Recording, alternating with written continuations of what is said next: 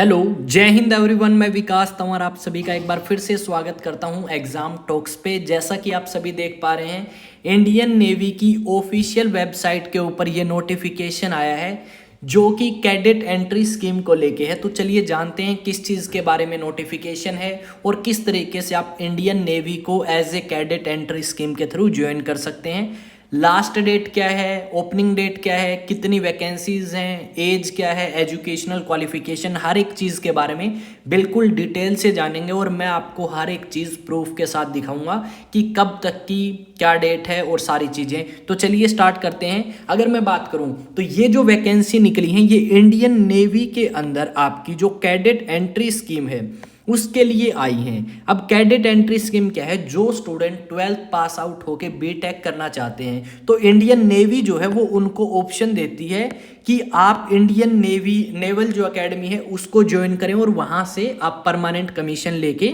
अपनी BTech qualify करें। अब बात करते हैं सबसे पहले तो ये जो ऑफिशियल नोटिफिकेशन आई है इसमें आप देख पा रहे हैं कि जो डेट ऑफ ओपनिंग है यानी रजिस्ट्रेशन आपके स्टार्ट होंगे 6 जनवरी से और 6 जनवरी से आप इस फॉर्म को अप्लाई कर सकते हैं। अगर लास्ट डेट की बात करें तो लास्ट डेट रहने वाली है 20 जनवरी 2024 यानी लगभग आपको 14 डेज जो हैं वो दिए गए हैं रजिस्ट्रेशन करने के लिए। इसके अंदर इन्होंने क्या कहा है, यहाँ पे आप देखोगे कि जो एप्लीकेंट अनमैरिड, चाहे वो मेल कैंडिडेट हो चाहे फीमेल कैंडिडेट हो, अगर वो इस चीज़ को पूरा करते हैं तो आप इंडियन नेवल एकेडमी जो है वो ज्वाइन कर सकते हैं 4 साल के कोर्स के लिए बीटेक के अंदर। जो स्टूडेंट 12th पास आउट हो चुके हैं वो इस फॉर्म को अप्लाई कर सकते हैं या जो आपके अपियरिंग कैंडिडेट हैं। इसमें अगर बात करें नंबर ऑफ वैकेंसीज की तो 35 वैकेंसीज इसके अंदर रहने वाली हैं। पर ये जो वैकेंसीज हैं भाई ये घट भी सकती हैं और 2-4 बढ़ाई भी जा सकती हैं। पर मैक्सिमम जो फीमेल की वैकेंसीज हैं वो 10 हो सकती हैं, 10 से ज़्यादा नहीं होंगी। अब सबसे मेन बात आती है एज लिमिट के ऊपर। तो अगर एज लिमिट की बात करें, मैं सारी चीज़ें आपको दिखा रहा हूँ ऑफिशियल नोटिफिकेशन से, तो इन चीज़ों को थोड़ा सा आप कह सकते हो कि ये विद प्रूफ है, कुछ भी चीज़ फेक नहीं है इसके अंदर। तो जो भी कैंडिडेट जिनका जन्म 2 जनवरी 2005 को या फिर उसके बाद से लेके 1 जुलाई 2007 तक हुआ है वो स्टूडेंट इस फॉर्म को अप्लाई कर सकते हैं। आपको नंबर ऑफ वैकेंसीज पता लगी 35 हैं। कब से लेके कब तक आप फिल कर सकते हो ये मैंने बता दिया। एज लिमिट की बात अपन ने कर ली। अब अगर हम बात करें किस चीज़ के बारे में, इसको मैं थोड़ा सा नीचे लेके आता हूँ। जो भी स्टूडेंट आपका बीटेक करना चाहता है इंडियन नेवल एकेडमी से वो इस फॉर्म को अप्लाई कर सकता है। पर कौन करेगा? जिस भी विद्यार्थी ने 12th पास आउट कर ली है, ठीक है, और उस 12th के अंदर उसके एग्रीगेट यानी टोटल नंबर कम से कम 70% और 70% किसमें, फिजिक्स केमिस्ट्री मैथ में, और 50% मार्क्स अगर उसके इंग्लिश में आए हैं।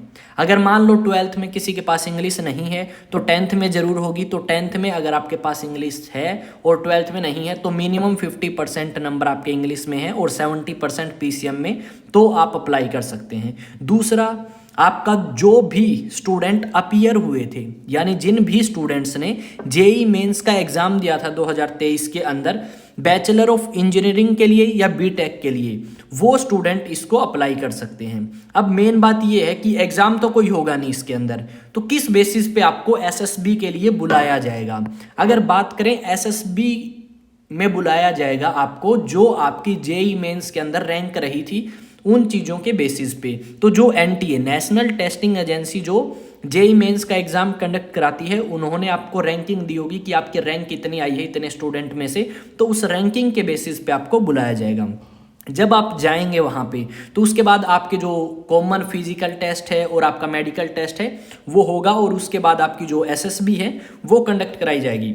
बाद में जो आपका फाइनल सिलेक्शन है या जो आपकी कट ऑफ है वो किस चीज़ के ऊपर तैयार होगी, वो आपकी एसएसबी के ऊपर तैयार होगी। यानी आपने एसएसबी के अंदर कैसा परफॉर्म किया है उन सभी चीज़ों के ऊपर, ठीक है, ये इन्होंने स्पेशली मेंशन कर रखा है। Merit list would be prepaid based on SSB marks. SSB में आपने कितने मार्क्स लिए हैं, अगर मान लो कोई एसएसबी क्वालिफाई करता है, उसके बाद उसका मेडिकल एग्जामिनेशन होगा, पुलिस वेरिफिकेशन होगी और उसके बाद उसको बुला लिया जाएगा ट्रेनिंग के लिए।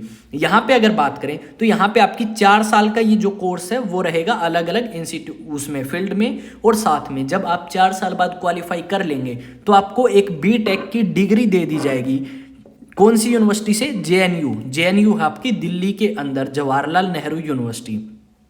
जब आप इस कोर्स को कर रहे होंगे उस टाइम आपको भाई कुछ भी पैसे खर्च नहीं करने, ना बुक्स के, ना रहने के, ना खाने के, सारी की सारी चीज़ें जो हैं उनका खर्चा आपका इंडियन नेवी जो है वो उठाएगी। इन्होंने स्पेशली बोल रखा है will be borne by the Indian Navy, जितना भी आपका खर्चा होगा उस टाइम के ऊपर।